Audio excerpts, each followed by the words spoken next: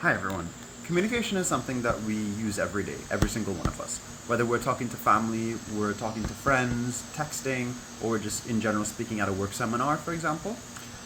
But communication itself is a lot more nuanced than that. There's a lot more layers to it. Communication is much more than simply just talking. It it often involves the ways in which conversations flow. It's the way meaning is conveyed. It has a lot more depth to it than people would initially interpret it as being. Today I'll be explaining three key communication concepts that affect our everyday lives, that being nonverbal and verbal communication, perception, as well as active listening. I'll also include a short interview at the end of this, showing that how these concepts will be appearing in real life, so as to make it a much more tangible and relatable topic. So first things first, let's obviously address the elephant in the room, verbal and nonverbal communication. So verbal communication is typically when people are saying something, when you are saying something such as, oh, I'm hungry. That's just people saying, oh, I'm hungry. Or when you're writing down the word dog, that's just you saying you wrote down the word dog. But nonverbal communication has a lot more nuance to it. Nonverbal communication conveys meaning beyond what is said, so that can be conveyed whether that be in the tone of voice, the gesturing, the body language, the general demeanor of the person whenever they are trying to say something. It can completely alter the definition of whatever is said. So I wanted to give an example of what this could play out like in an actual real-life conversation. Hey, how are you going? Oh, I'm doing great, thanks for asking. I'm fine, I guess. As you can see, these are two entirely different meanings, even though the words are, like, verbally, they're conveying the same thing, they are the same thing, oh, I'm fine. But the actual conveyed body language changes the interpretation and the meaning of that entirely. It can be something that is positive, such as when they're smiling and happy, conveying that, oh, this person's doing great, as opposed to when someone is just being very avoidant or very non-interactive, or just being less enthusiastic in a conversation. It can obviously be interpreted as, oh, they're much more sad, or something's going on that's making their mood much lower than it usually would be. And this can also lead into our next concept, which will be perception. So perception is intimately linked to the actual nonverbal communication, but it's a much more incomprehensive overview of it. It adds a lot more detail to it and a lot more nuance. So perception is basically when someone interprets a message that is different than the person who was encoding the message sent. So there's a loss of communication or a mistranslation between the person encoding the message and the person who has to receive it and decoding that message. So an example of this would be someone's past experiences, someone's culture, or someone's relationships from the past would have altered how they view certain things. So someone who is usually saying, oh, I'm fine, and someone saying, okay, just with a period, someone might interpret that as being, oh, they're okay. But someone else who saw that may interpret that as them being angry. So for this, I have two examples from very different sources of information. The first one is a clip which is showing a contestants on the show Love Island UK who are talking about Brexit. And you can see how the perception of what they're talking about is very different than what is actually trying to be conveyed by the person who initially brought up the topic. What do you think about Brexit? What's that? Where we're leaving the European Union.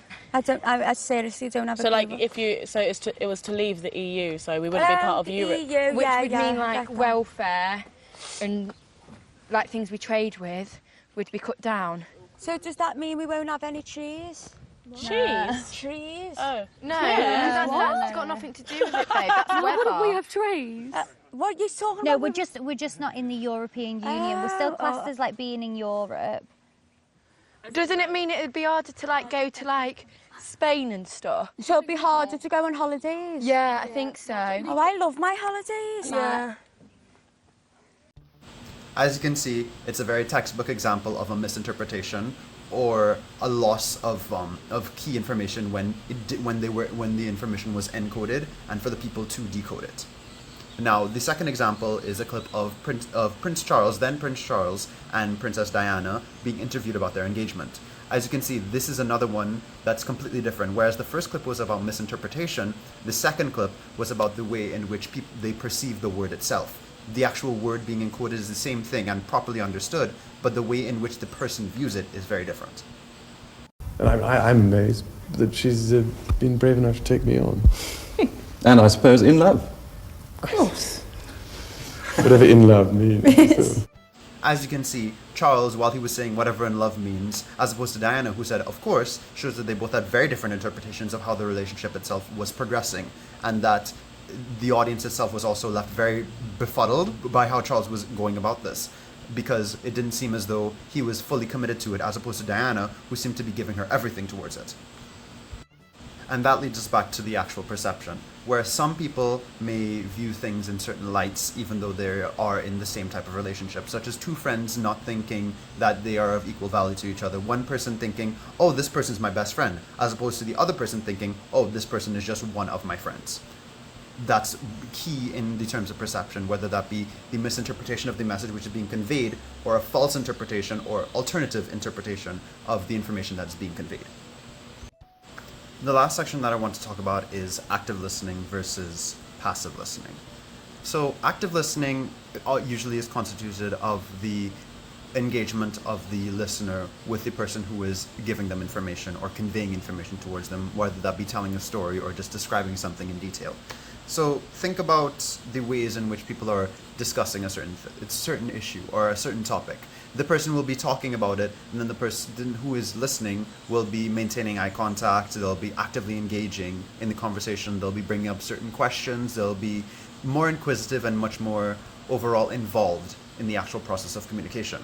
So think, for example, when you are talking to your friend about, oh, this person was fighting with this person, and then you're like actively listening and saying, oh, why were they fighting? Oh, what are they fighting over? Oh, I didn't know that was happening. And so on and so forth.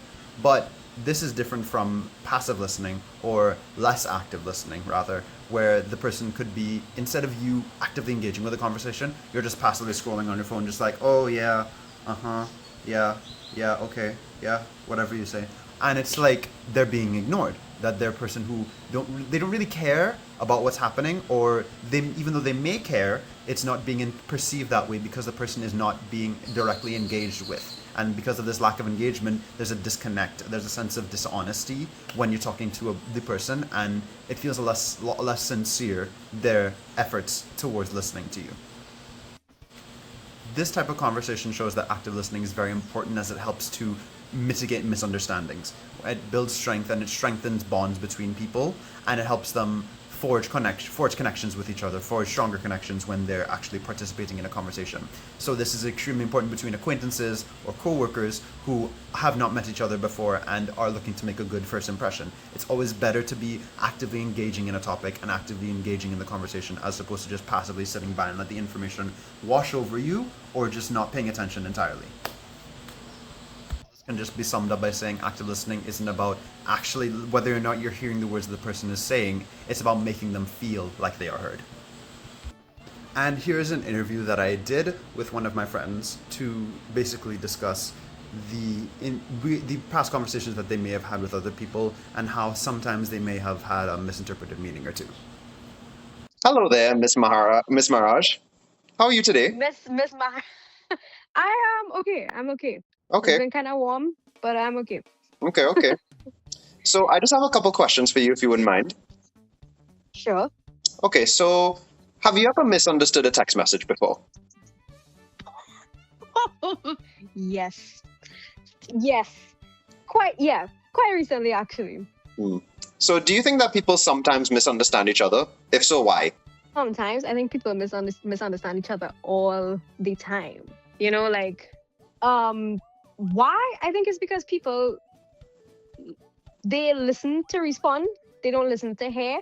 And so we kind of have these like not pre-recorded, but like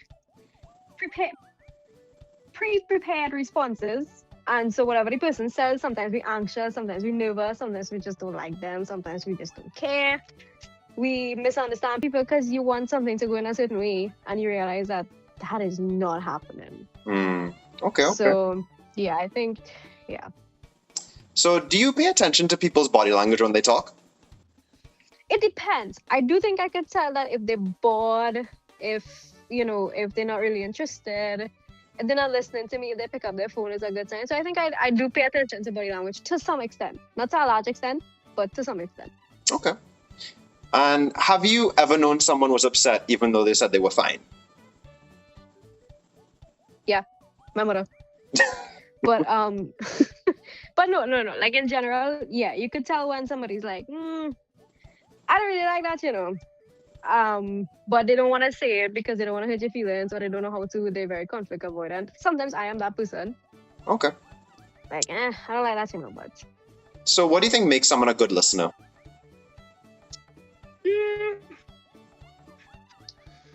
I think somebody who, if they actually process it, maybe they could ask, what did you just say? You know, take some time to actually, you know, respond in a way that's honest. I think that's what makes a good listener. So how do you feel when someone doesn't pay attention when you're talking? Well, going back to my mother, I just continue talking. But you feel a little ignored, obviously. You feel a little upset. And I would say you feel the need to perform, like you feel the need to do things to get their attention, or you feel the need to change the way that you're speaking to get their attention, which is not necessarily the case. They could be bored or like uninterested for different reasons. But you feel the need to change who you are. And I think that's what you should work on. You should just try to be like, all right, well, they're not listening. Let me just take my conversation to someone else. But yeah. Okay. And last but not least, what do you think is the most important part of good communication or having a healthy communicative relationship? As somebody who studied communication, the best part of having a healthy communicative relationship, I think, is really just taking stock of what you're responding to. Like we learned in Grace class, take 24 hours. You don't have to take 24 hours, but I'm pretty sure like if you're responding to something at work, something with a friend, I'm pretty sure in 24 hours, you'll feel differently about it. So I think it's just take some time, understand how you communicate. Like if you're somebody who just, like if you say things when you're angry and you don't mean to say those things because they're really bad, understand that about yourself, control it. That is your thing to control. That is not somebody else, because you could say something to somebody and that'll be the end of everything, right? Like, you know, sometimes you think it and it just fly out. Don't do that. Yeah. But yeah, healthy communicative style would be just take stock, know yourself, understand who you are, and then use that to frame how you respond to people, how you interact with people. They can't control how they react to certain things, and you also can't control how you react. And knowing yourself and how you would want to communicate to people. Okay. Yeah. Okay.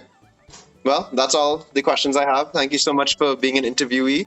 So, just to conclude, communication itself is a very intricate as well as complex topic, whether that be the ways in which people are conveying the meanings that they're trying to, or the ways in which they're understanding how people are saying certain things. So I talked about the three different topics, three different facets of communication, so to speak, which includes the verbal and nonverbal communication, includes perception as well as active listening. And all three of these are equally important because you need to be actively listening so as to understand what a person is saying. You need to have nonverbal and good verbal communication so that the actual meaning is properly conveyed, whether that be an actual negative connotation to what someone is saying based on how they're saying it, or a positive connotation for the same reason. And perception is also very, very, very key, arguably the most of the three, because it is one that is most heavily interpreted by someone's personal experiences and their perceived ways in which they are actually talking to people, or how they interpret certain messages, whether that be from past traumas, past relationships, and so forth. But overall, these three are very key, and understanding how to make a balance between the three of them is very important so as to forge lifelong connections, so as to improve your social circles. It is a very key skill in life, and it's something that everyone should strive to be more productive with. But overall, I just wanted to say thank you for listening to my presentation, and I hope you have the rest of your day to be very good.